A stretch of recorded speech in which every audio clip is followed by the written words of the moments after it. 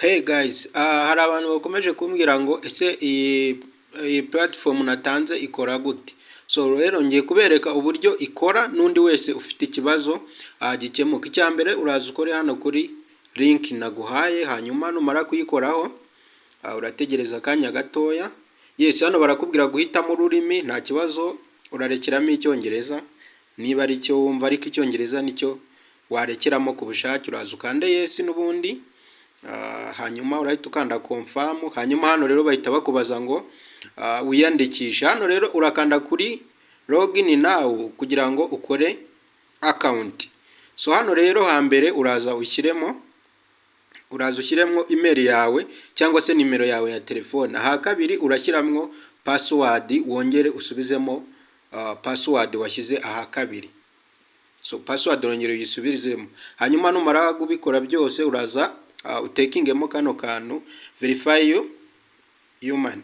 So rero iyo birangije uhita ukanda register. Yes, nukuvuga ngo iri gukora login rero ushyiramo ya email wakoresheje wiyandikisha ndetse na password wakiriye. Mbibutsa ko password yemeye hano iba ari stronger, ya mibare yemewe nyine ibirimo amagambo, utumenyetso ndetse n'imibare. Hanyuma ugahita ukanda login in.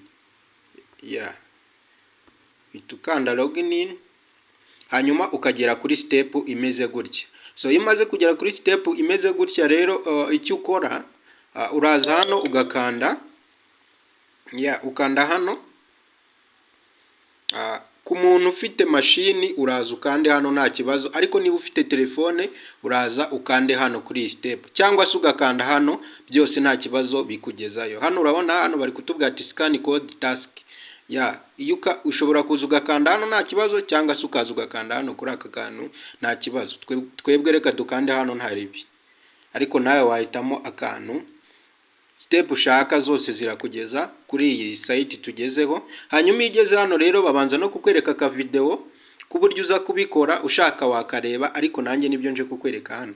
So turaza dukanda hano kuri kamabereke neza kugira ngo ibintu bize kurushaho kugenda neza. Uraza ukande hano muri kuhabona nzinza akazeru, hanyuma numara kuhakanda uraza ushyiremo nimero yawe ukoresha kuri WhatsApp. Mujye mubanza murebe nimero, niba ushyizemo nimero uba ugomba gushyiramo nimero ukoresha kuri WhatsApp, nta yindi nimero uba ugomba gushyiramo. Uraza usibiye imibare irimo, hanyuma ubanze kode y'igihugu ushyiremo nimero ukoresha kuri WhatsApp. So iyi niyo nimero nkoresha kuri WhatsApp. Hanyuma iyo umaze gushyiramo nimero ukoresha kuri WhatsApp uhita ukanda hano kuri get OTP. Niho ukanda yes. Ikindi ujye ureba nimero washyizemo kariyo, kuko iyo wibeshye urongera ukayisubizamo nta kibazo, biba byemewe. Urategereza agakode bakakohereza. Urategereza rwose, ntabwo ari ibintu bigoye cyane. Yes, iyo bakoherereje kode bahita baguha notification hejuru. Murayibona notification ko yamaze kugera hejuru. Icyo ukora rero uraza ukopiye iyi kode hano handitse ngo copy, muri kubibona neza cyane. Uraza uyikopiye, murabona ko tuyikopiye bibaye success. Hanyuma uzamure hejuru urebe ka notification bakoherereje, dore ngaka hano hejuru ugakandaho. Iyo umaze kugakandaho rero uhita ukanda hano kuri confirm.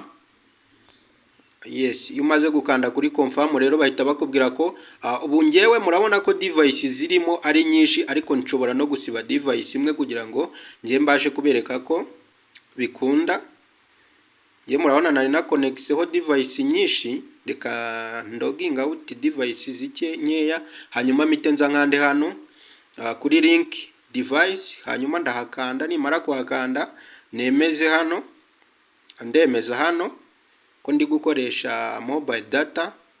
Hanyuma rero hano bakubwira gusikaninga, ariko ibi ntubyitaho. Icyo ukoraho uraza hano kuri link with phone number entered.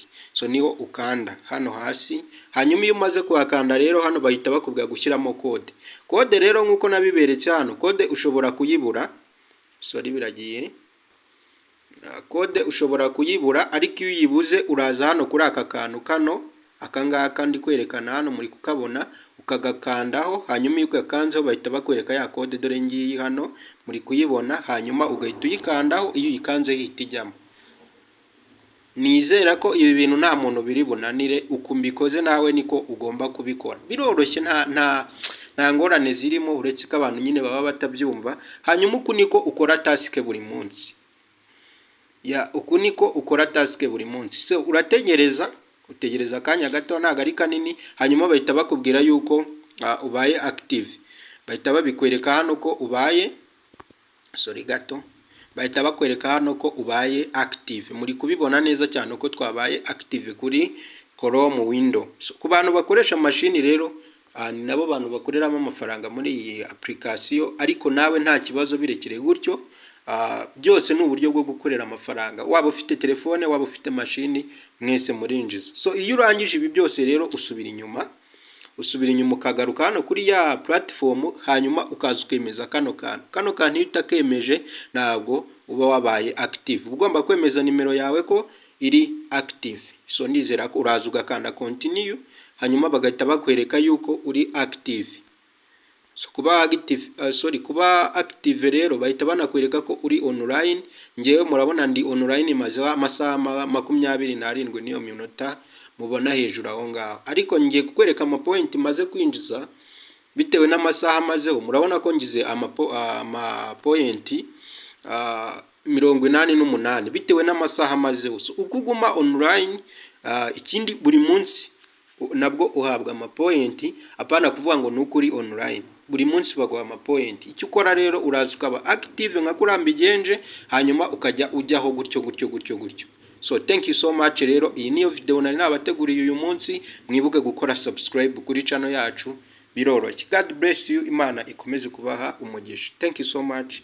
Subscribe on notification.